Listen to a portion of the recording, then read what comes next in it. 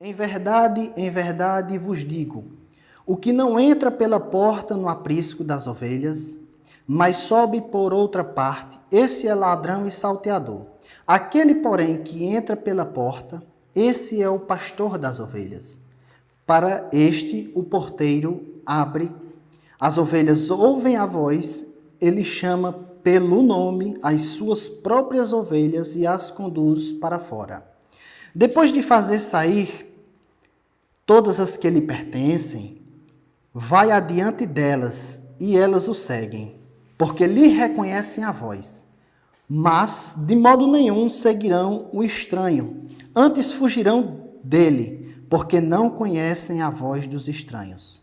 Jesus lhe propôs esta parábola, mas eles não compreenderam o sentido daquilo que lhes falava.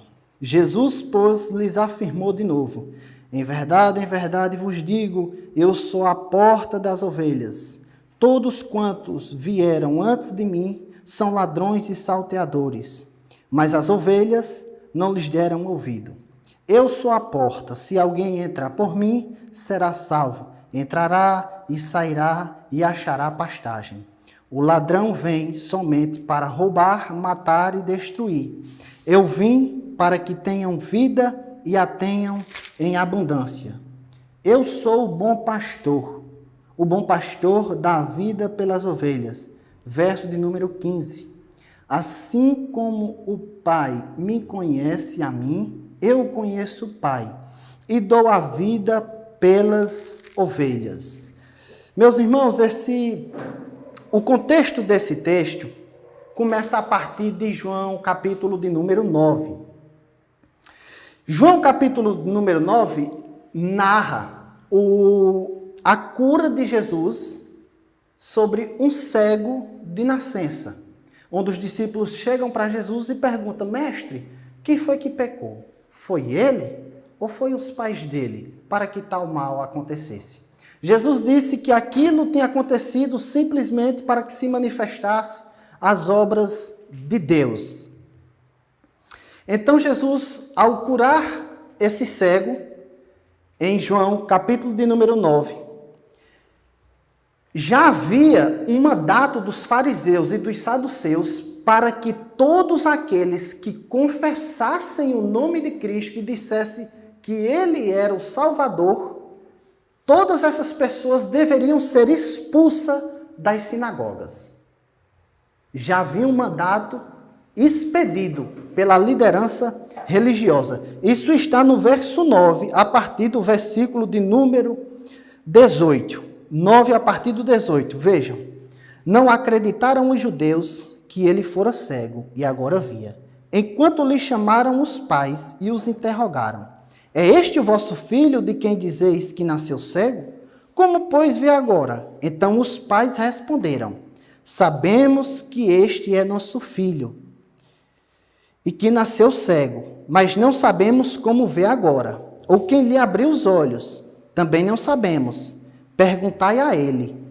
Ele tem idade para falar de si mesmo. Isto disseram seus pais, porque estavam com medo dos judeus, pois estes já haviam assentado que, se alguém confessar Jesus, o Cristo, fosse expulso das sinagogas.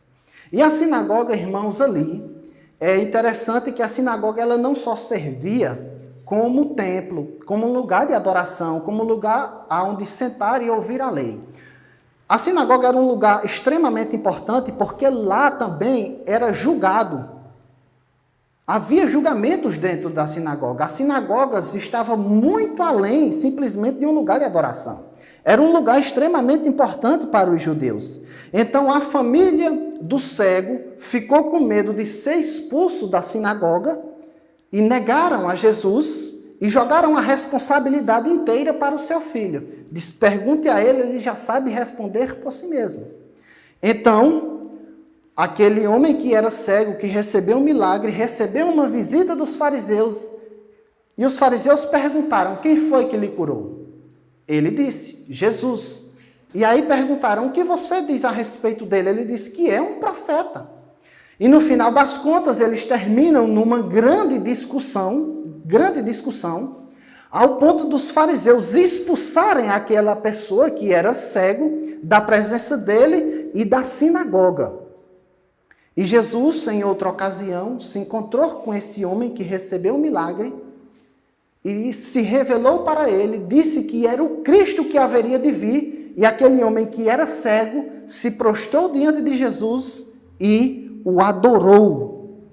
O cego adorou Jesus e a partir daquele momento começou a seguir ao Senhor, a Jesus Cristo. Então, é diante desse contexto que esse texto que nós lemos está inserido. Aqui os fariseus, eles são os ladrões e salteadores. O cego aqui que recebeu um milagre é a ovelha que ouviu a voz do seu pastor e o seguiu. E então é esse o ambiente do texto a qual nós lemos. Veja, meus irmãos, a primeira coisa que nós aprendemos aqui do verso 1 ao verso 6 é que Jesus é o bom pastor. Precisamos compreender essa parábola ou essa metáfora dentro do ambiente a qual ela foi contada, que é do contexto do Oriente Médio do primeiro século. Então nós precisamos compreender a relação que o pastor tinha com suas ovelhas, que era uma relação de muita proximidade, uma relação realmente amorosa. Então, como é que o pastor fazia? O pastor levava as suas ovelhas para um aprisco. Aprisco era um lugar onde era rodeado de pedras, os muros eram feitos de pedras grandes, fortes e pesadas, que faziam ali um cercado. A arquitetura era diferente da de hoje. E existia uma porta que era grande, forte, resistente e muito difícil de passar. O muro era construído com essas pedras para que os animais grandes e fortes, os predadores, não entrassem ali no aprisco para devorarem as suas ovelhas. A porta também era uma porta grande, forte e resistente, para que os ladrões não conseguissem penetrar nelas e roubassem ou assaltassem as ovelhas. Para que o ladrão e o salteador pudessem entrar naquele aprisco, ele tinha que escalar o muro para poder pular e pegar alguma ovelha ali. Ele precisava pular. É por isso que Jesus disse que o ladrão e o salteador, ele não entra pela porta. Ele quer entrar por outro lugar. Então é esse o contexto que Jesus está falando aqui do primeiro século. Nós aprendemos aqui no verso de número 3, que geralmente o pastor, no final da tarde, ele ia até o aprisco, ele abria a porta e ele colocava as suas ovelhas ali dentro do aprisco e passava a noite inteira vigiando aquelas ovelhas. Ao amanhecer do dia, o pastor abria a porta, saía de dentro do aprisco e começava a chamar as suas ovelhas pelo nome. Isso está no verso 4. Ele chamava cada ovelha pelo seu nome. Ele ficava do lado de fora do aprisco e começava a chamar as suas ovelhas. É tão interessante a relação entre pastor e ovelha aqui, que hoje em dia ainda em Israel, algumas pessoas vendam os olhos dos pastores e eles conseguem reconhecer as suas ovelhas pegando, tocando nelas e sentindo o seu cheiro. Tamanha a relação que o pastor tinha com as ovelhas. Ainda hoje em Israel acontece coisas assim. Segunda coisa, quando o pastor saía de dentro do aprisco e começava a chamar as suas ovelhas, é interessante que geralmente os apriscos não ficavam um único rebanho, ficava vários rebanhos. Era como se fosse um aprisco para aquela comunidade com vários pastores e vários rebanhos. Então, quando o pastor saía para fora, ele chamava as suas ovelhas e as suas ovelhas saíam para fora. E as que não eram suas, eram de outro rebanho, as que eram de outro rebanho não davam nem atenção a ele. Elas ficavam lá esperando o chamado do seu respectivo pastor. Era assim que acontecia. E num sentido muito mais elevado e espiritual, Jesus ele está dizendo que suas ovelhas, os seus discípulos, os seus seguidores, os seus filhos, as suas ovelhas, ouvem a sua voz, entendem que é ele e seguem eles. Aqui nós podemos ver o reino de Deus se manifestando de forma extraordinária. Extraordinária. Então, meus irmãos, o fato é um só, é que o versículo de número 4 nos ensina de forma clara que as ovelhas de Jesus Cristo ouvem a sua voz e seguem eles. Não importa a situação. As ovelhas de Jesus, elas não escutam ladrões, elas não escutam salteadores, elas não escutam pessoas estranhas. As ovelhas de Jesus, elas escutam, única e exclusivamente, a voz do seu pastor. Terceiro, ainda que dentro desse contexto, Jesus ele estava falando em Israel para Israel. Aqui Israel era o grande aprisco de Deus. Jesus aqui é o bom pastor.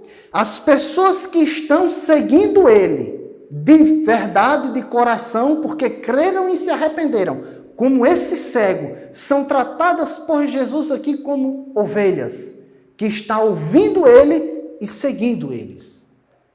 E a liderança religiosa de Israel é tratada aqui por Jesus como ladrões e salteadores, pessoas estranhas que querem dizimar o rebanho de Deus. É isso o que Jesus está dizendo para a liderança religiosa, os fariseus, os escribas, os saduceus, os mestres da lei, que eles eram ladrões e salteadores, que só se importavam com as gorduras de suas ovelhas e com a lã das ovelhas, e não se importavam verdadeiramente com elas. O interesse deles era apenas a lã e a gordura. Há uma história bem interessante no Novo Testamento, é que alguns historiadores dizem que os fariseus e os líderes religiosos, quando iam orarem na casa das viúvas, eles cobravam pelo tempo que eles estavam orando. É por isso que eles faziam largas orações.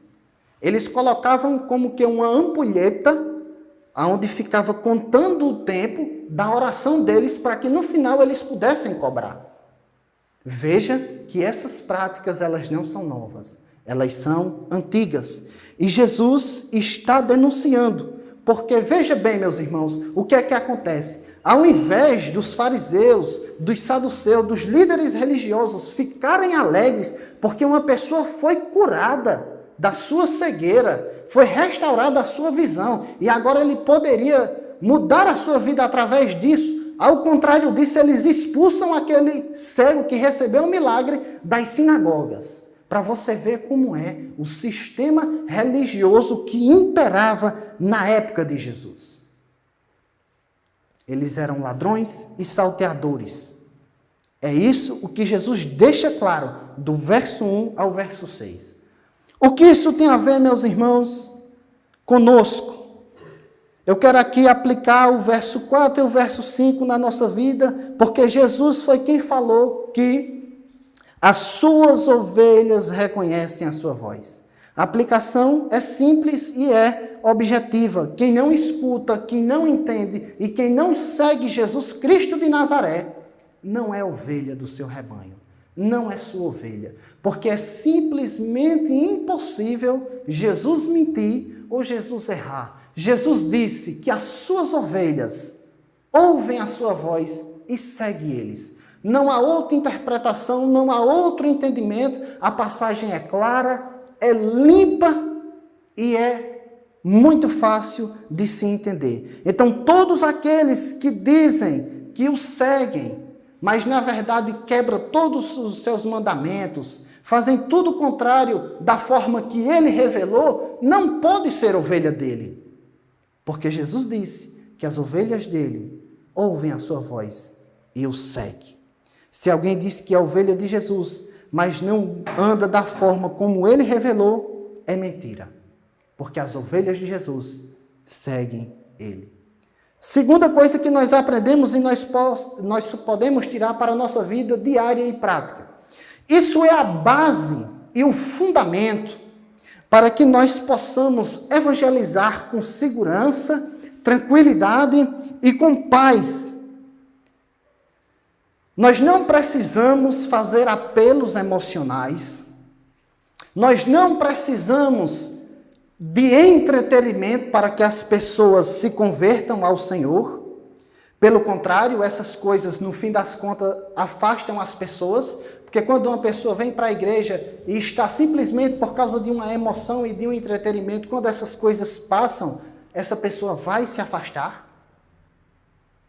Então nós, no evangelismo, devemos ecoar a voz de Deus, a voz de Jesus Cristo. E como é que nós podemos ecoar a voz de Jesus? Simplesmente de uma forma, lendo as Escrituras, interpretando e explicando elas de forma fiel.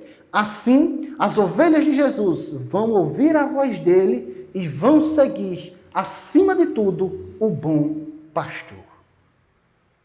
Simplesmente pela leitura, interpretação e pregação fiel das Escrituras. As ovelhas de Jesus vão ouvir a sua voz por meio da pregação fiel das Escrituras e eles vão seguir Jesus. Veja bem, meus irmãos, a Bíblia fala de uma parábola chamada a parábola do semeador. E Jesus, ele mostra de forma clara que o semeador saiu semeando. Então, ele não fez nenhum trabalho além de semear. Simplesmente ele semeou. Aquela que caiu no bom solo, cresceu, germinou, deu frutos.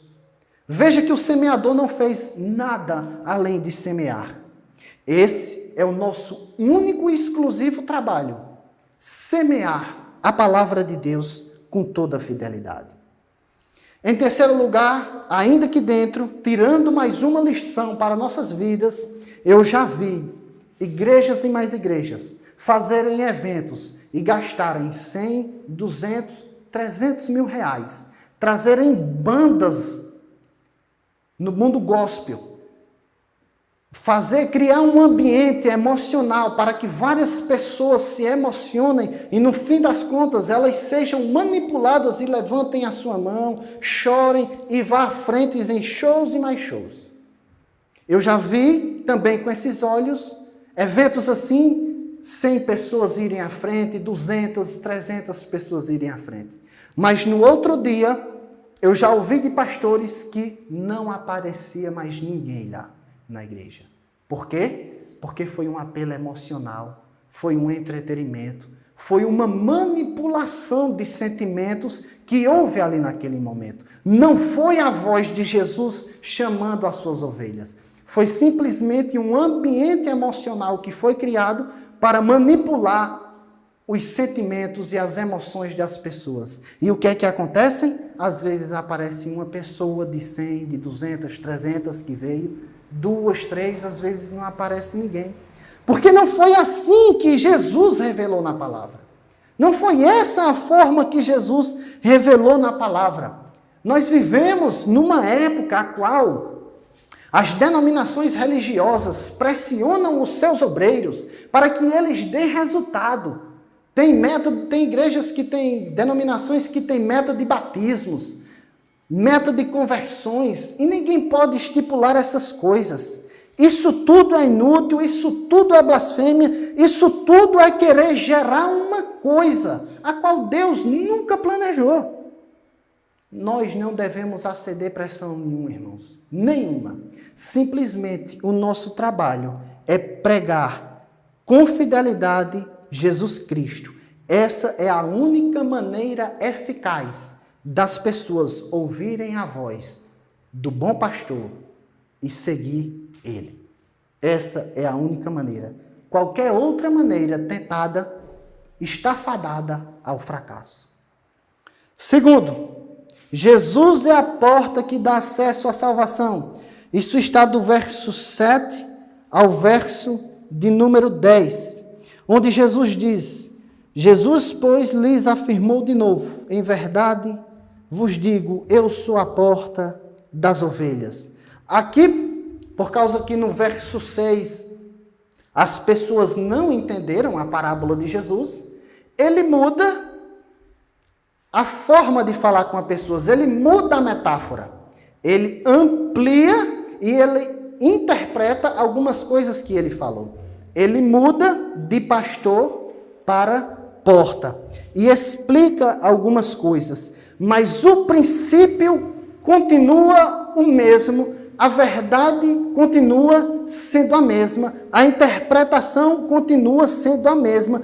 Quando Jesus diz eu sou, é um eu enfático, isto é, somente por meio de mim as pessoas podem entrar e ter acesso ao rebanho de Deus, e ter acesso a Deus, e ter acesso ao pasto de Deus. Simplesmente não há outra entrada.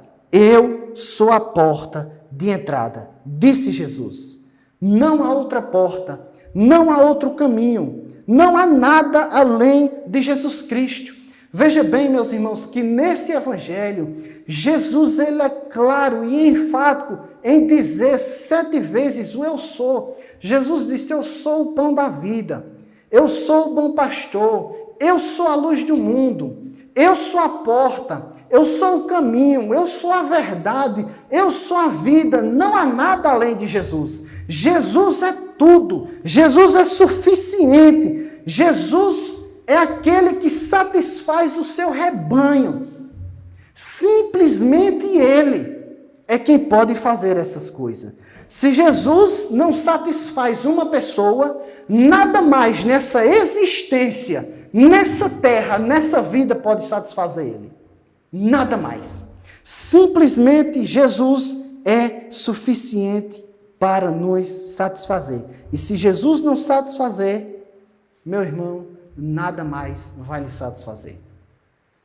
Não é drogas, não é bebidas, não é mulheres, não é nada aqui nessa existência.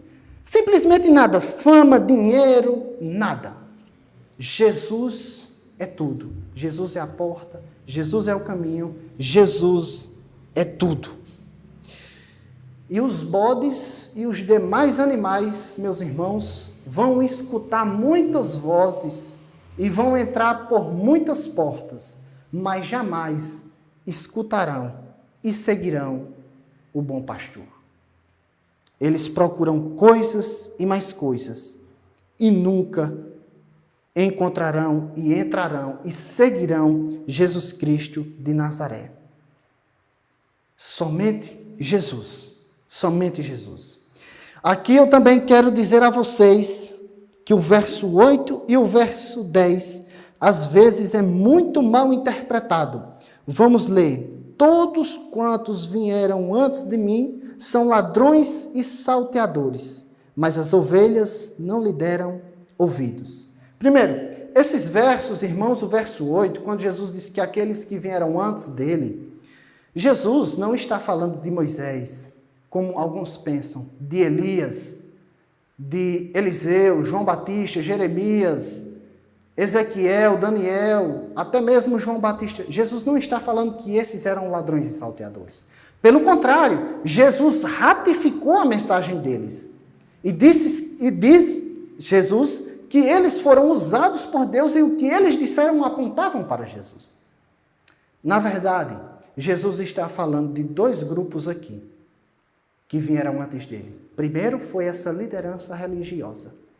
Escribas, fariseus, saduceus, mestres da lei, que vieram antes dele para roubar e destruir o rebanho de Deus. Segundo, os que vieram antes de Jesus para fazer essas coisas foram todos aqueles que se levantaram se arrogando dizer que era o Messias e fizeram revoluções armadas em Israel, como aconteceu. E lá na frente, Gamaliel fala, quando o Sinédrio começa a perseguir a igreja. Ele diz, olha, se esse é um movimento messiânico, deixa que vai prosperar. Se não for, não vai. Então, ao longo da história, aconteceu algumas revoluções armadas dentro de Israel. Algumas pessoas disseram que eram Messias e quiseram enfrentar o Império Romano por meio das armas. É desses que Jesus estava falando. Segundo, o verso 10 diz assim, o ladrão vem somente para matar, roubar e destruir. Algumas pessoas aqui, alguns intérpretes dizem que isso é Satanás.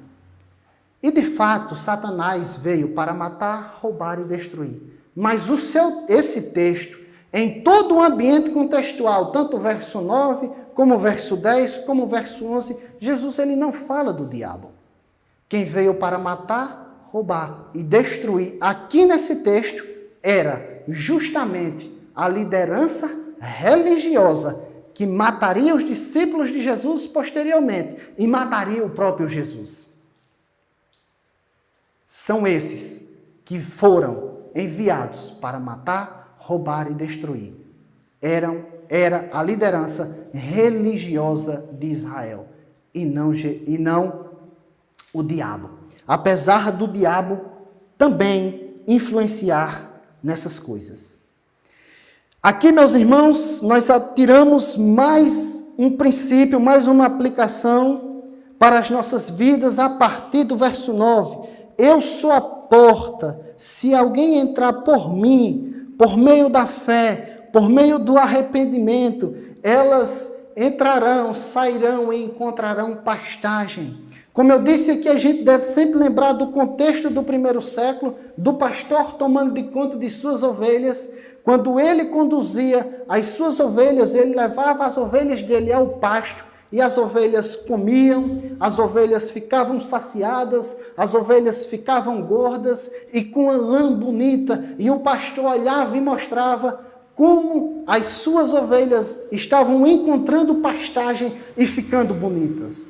Assim mesmo, somos nós hoje, quando entramos pela porta de Jesus. Como temos Jesus como bom pastor, Ele nos alimenta, Ele nos dá vida, Ele nos conduz às pastagens espirituais, Ele nos dá conforto, consolo, porque Jesus cuida de nós em última instância. Jesus é quem cuida de todos nós. Veja que Jesus veio para morrer e ressuscitar em nosso lugar. E ainda hoje, Jesus intercede pelos seus, como diz o livro de Hebreus. Como diz aqui em João capítulo 10, na oração sacerdotal, que Jesus ora pelos que ainda iriam crer por meio de sua palavra.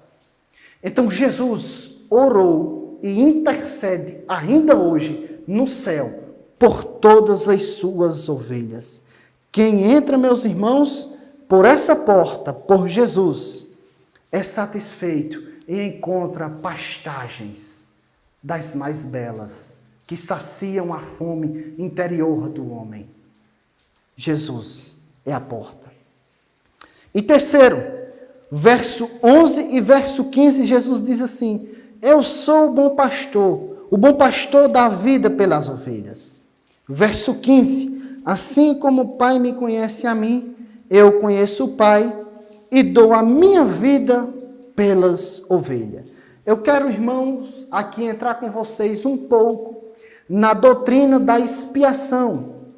Inevitavelmente, a doutrina da expiação traz consigo outras palavras como substituição, redenção e propiciação. Tudo isso e muito mais Jesus fez por nós.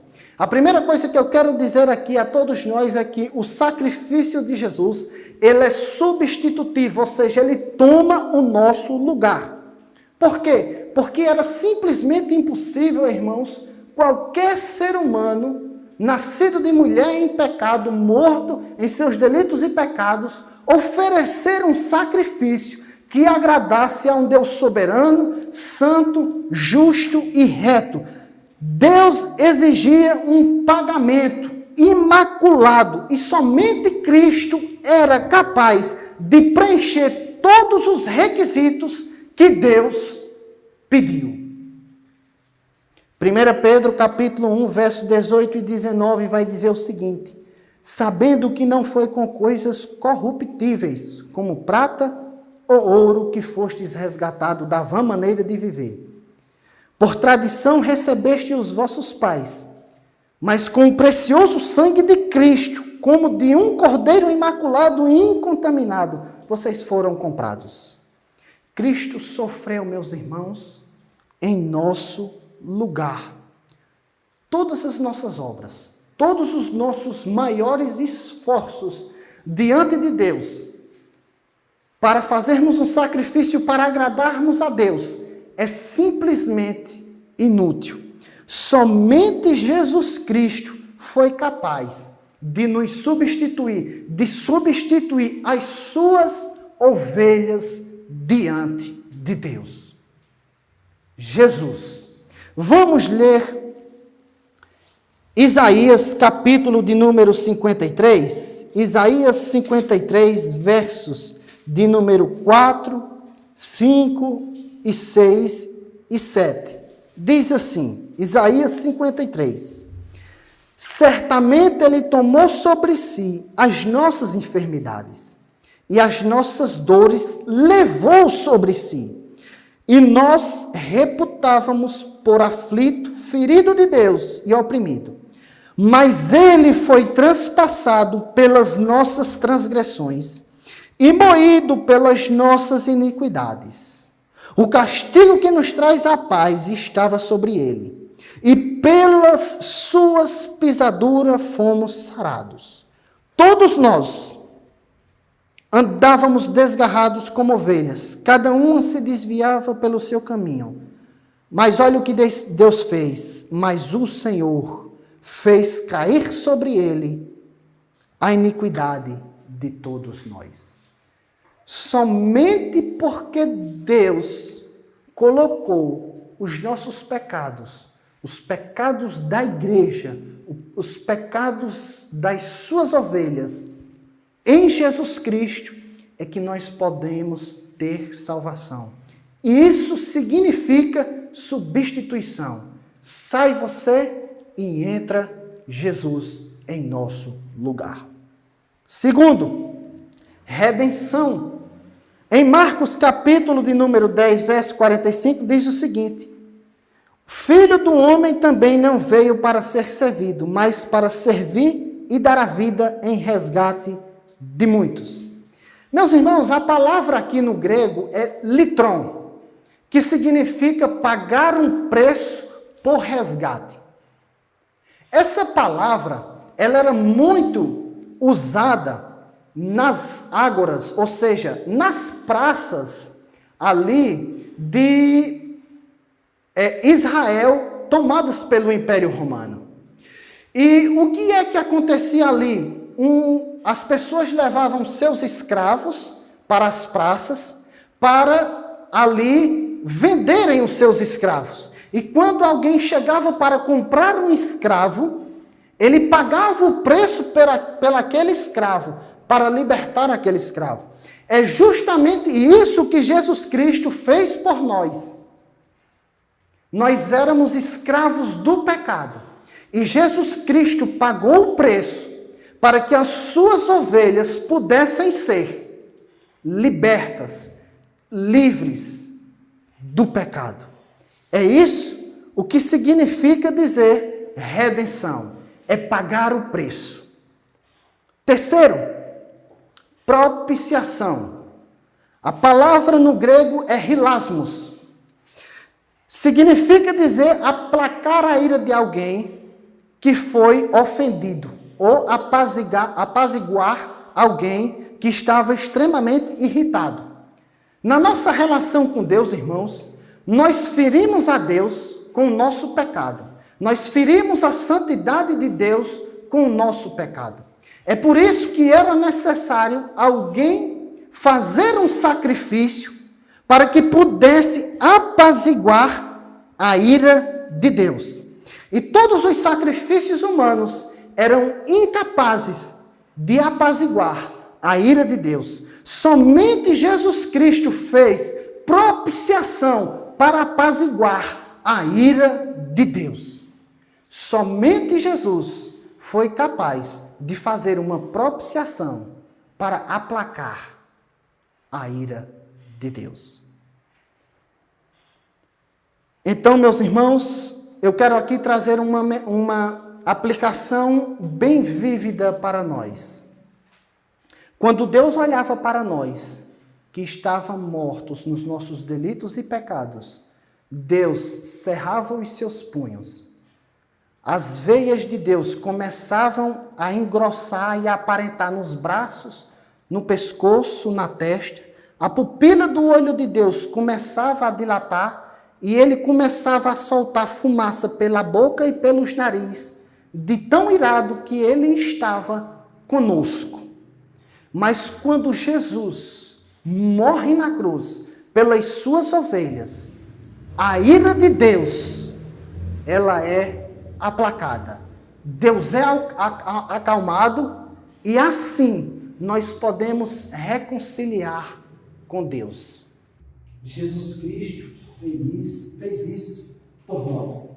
Acalmou a Deus, apaziguou a Deus para reconciliarmos com Ele mesmo.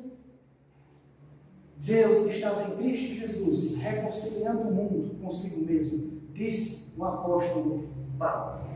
Mas aqueles que não creem, não se arrependem, não escutam a voz de Jesus, no dia do juízo final, terão que encarar um Deus completamente irado, santamente irado, e terão que aguentar eternamente a ira santa e justa de Deus por toda a eternidade.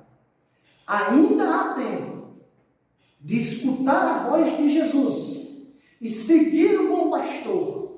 Ainda há tempo de correr aos pés da cruz e ter os pecados substituídos, pagos, propiciados e uma redenção feita por meio de Jesus. Mas todos aqueles que morrerem em rebeldia contra Deus, contra a voz de Jesus e contra o que ele ensinou, terão que enfrentar um Deus irado por toda a eternidade.